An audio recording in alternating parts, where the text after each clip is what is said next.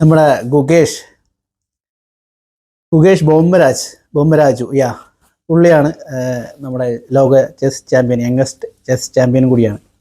നിലവിലെ ചാമ്പ്യനായ നമ്മുടെ ഡിങ് ലിറൻ, ചൈനയുടെ ഡിങ് ലിറനെയാണ് പരാജയപ്പെടുത്തിയത്. പക്ഷേ ആ ഒരു പരാജയം സമ്മതിക്കാൻ പുള്ളി തയ്യാറാണെങ്കിൽ പോലും പല ആൾക്കാർക്കും സമ്മതമല്ല, പ്രത്യേകിച്ച് നമ്മുടെ ഇവിടെയുള്ള കുറേ മാധ്യമങ്ങൾ.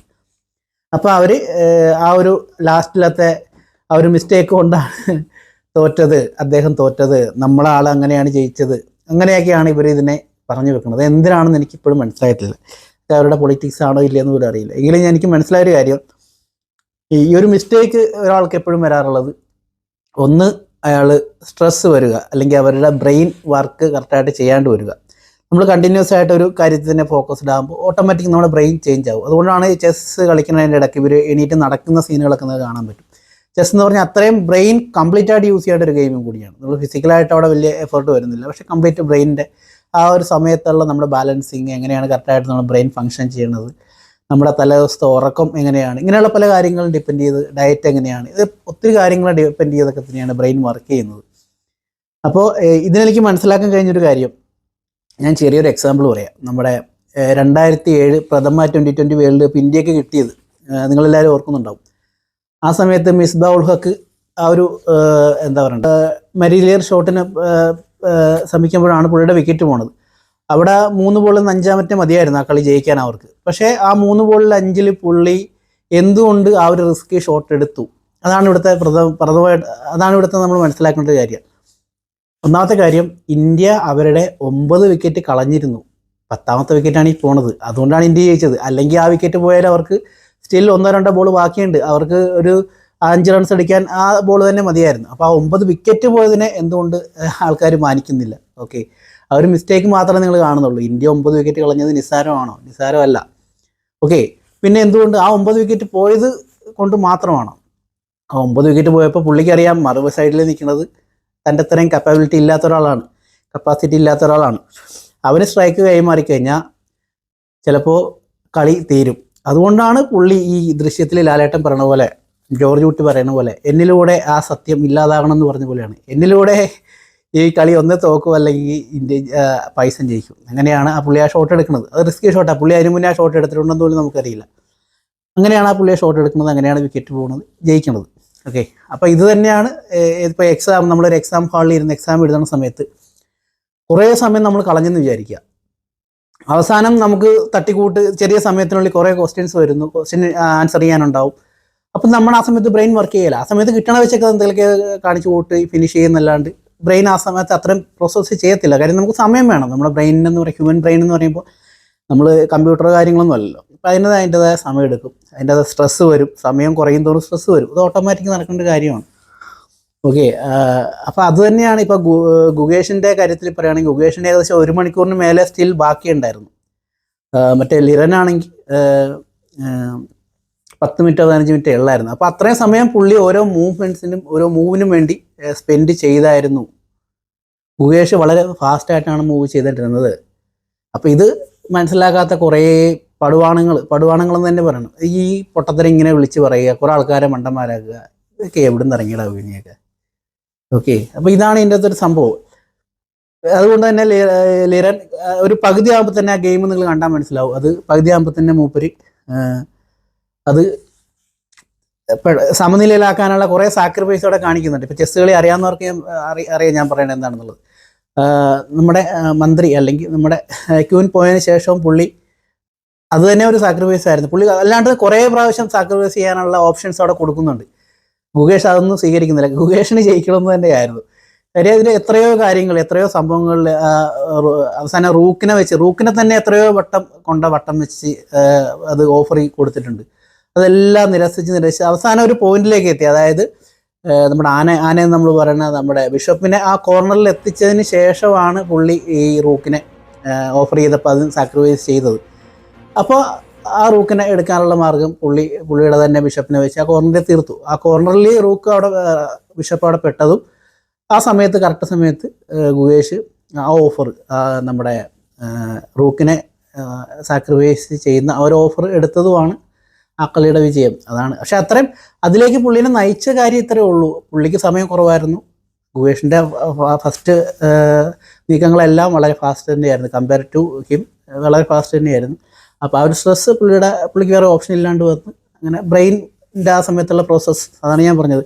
ചെസ് എന്ന് പറയുമ്പോൾ കംപ്ലീറ്റ്ലി ബ്രെയിനെ ഡിപ്പെൻഡ് ചെയ്ത് വരുന്നൊരു ഗെയിം തന്നെയാണ്. അപ്പോൾ അത് വന്നുകൊണ്ടാണ് കളി ജയിച്ചത്. ഓക്കെ, അപ്പോൾ ഇനിയെങ്കിലും ഇങ്ങനെ ഈ പൊട്ടത്തരങ്ങൾ പറഞ്ഞ് ഇതിനെപ്പറ്റി അറിയാത്ത ആൾക്കാരോട് മണ്ടത്തരം പറഞ്ഞ് ഫലിപ്പിക്കല്ലേ എൻ്റെ പൊന്നു മാധ്യമങ്ങളെ. ശരി, അപ്പോൾ നിങ്ങൾക്ക് ഗെയിം കാണാം കേട്ടോ. ഗെയിം ഞാൻ അവിടെ ഡിസ്പ്ലേ ചെയ്യുന്നുണ്ട്. Okay, bye bye.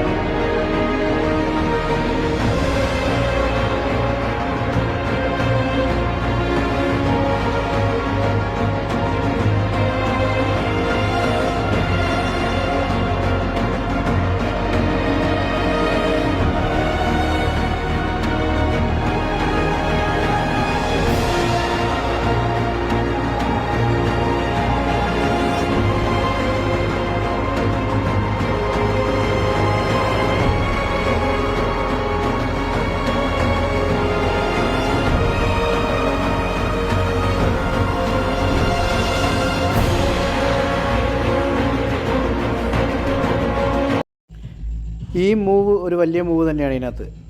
ആ കോർണറിലേക്ക് ബിഷപ്പിനെ ഒതുക്കി വെച്ചു. പക്ഷെ അത് ഒതുക്കിയത് മാത്രമല്ല, അവിടെ മൂവ് ചെയ്യുന്നതിന് മുന്നേ അവനെ ബ്ലോക്ക് ചെയ്ത് എടുക്കുന്നുണ്ട് അവസാനം. പല ഓഫറിന് ശേഷം അവസാനം കൊടുത്ത ആ റൂക്കിൻ്റെ ഓഫർ, ആ സാക്രിഫൈസ് ഓഫർ, അത് ഗുകേഷ് സ്വീകരിക്കുകയും ചെയ്തു. കാര്യം ഗുകേഷിന് അവിടെ വേറെ സംഭവങ്ങൾ പുള്ളി കാൽക്കുലേറ്റ് ചെയ്ത രീതിക്ക് കിട്ടി. കാര്യം ബിഷപ്പ് ഒരു സൈഡ് ലോക്ക്ഡാണ്, ബാക്കി അതിനുള്ള പണികൾ പുള്ളിക്ക് അറിയാമായിരുന്നു. പിന്നെ അടുത്ത സ്റ്റെപ്പുകളൊക്കെ പുള്ളിയുടെ മനസ്സിലുണ്ടായിരുന്നു.